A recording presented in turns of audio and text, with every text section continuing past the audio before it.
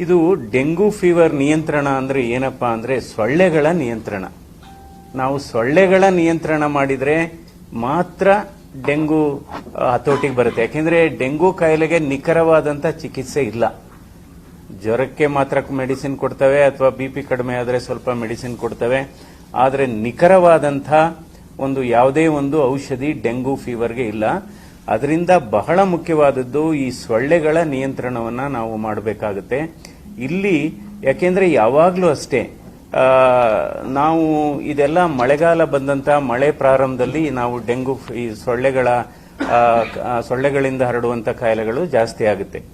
ಇವತ್ತು ಈ ಸೊಳ್ಳೆಗಳ ನಿಯಂತ್ರಣ ಆಗದೆ ಇದ್ರೆ ಡೆಂಗು ಜೊತೆಗೆ ಬೇರೆ ಬೇರೆ ಕಾಯಿಲೆಗಳು ಬರುತ್ತೆ. ಚಿಕನ್ ಗುನ್ಯಾ ಬರ್ಬೋದು, ಜೀಕಾ ವೈರಸ್ ಕಾಯಿಲೆ ಬರ್ಬೋದು. ಇವೆಲ್ಲ ಮಾರಕ ಕಾಯಿಲೆಗಳು. ಅದರಿಂದ ಇದನ್ನ ಇವತ್ತು ನಾವು ಯಾವ ರೀತಿ ಕೆಲಸ ಮಾಡಬೇಕು ಅಂದ್ರೆ ಕೋವಿಡ್ ಬಂದಂತ ಸಂದರ್ಭದಲ್ಲಿ ನಾವು ಕೋವಿಡ್ ನ ಪ್ಯಾಂಡಮಿಕ್ ಅಂದ್ವಿ.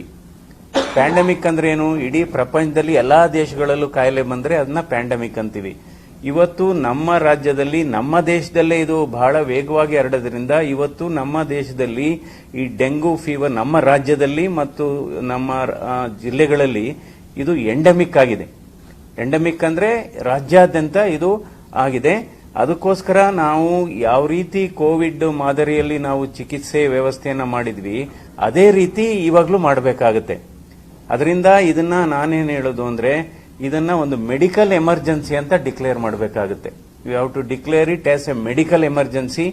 ಯಾಕೆಂದ್ರೆ ಇದು ತುರ್ತು ಚಿಕಿತ್ಸೆ ಅಗತ್ಯ ಇದೆ. ಈಗಾಗಲೇ ಇದು ಡೆಂಗು ಟೆಸ್ಟ್ಗೆ ಈಗ ಒಂದು ದರ ನಿಗದಿ ಮಾಡಿದೆ. ಅದ್ರ ಪ್ರಕಾರ ನಡ್ಕೋಬೇಕು. ಯಾವ್ಯಾವ ನರ್ಸಿಂಗ್ ಹೋಮ್ಗಳಾಗಬಹುದು, ಲ್ಯಾಬೊರೇಟರಿಗಳಾಗಬಹುದು ಅಥವಾ ಡಯಾಗ್ನಾಸ್ಟಿಕ್ ಸೆಂಟರ್ಗಳಾಗಬಹುದು, ಅದು ಸರಿಯಾಗಿ ಆ ದರಕ್ಕಿಂತ ಹೆಚ್ಚು ಅವರೇನಾದ್ರೂ ಕಲೆಕ್ಟ್ ಮಾಡಿದ್ರೆ ಅಂತವ್ರ ಮೇಲೆ ಹೆಚ್ಚಿನ ಕ್ರಮ ತೆಗೆದುಕೋಬೇಕು. ಅಂತ ಲ್ಯಾಬೊರೇಟರಿಗಳನ್ನ ಕ್ಲೋಸೇ ಮಾಡಬೇಕು ಅಂತ ನಾನು ಆಗ್ರಹ ಮಾಡ್ತೇನೆ.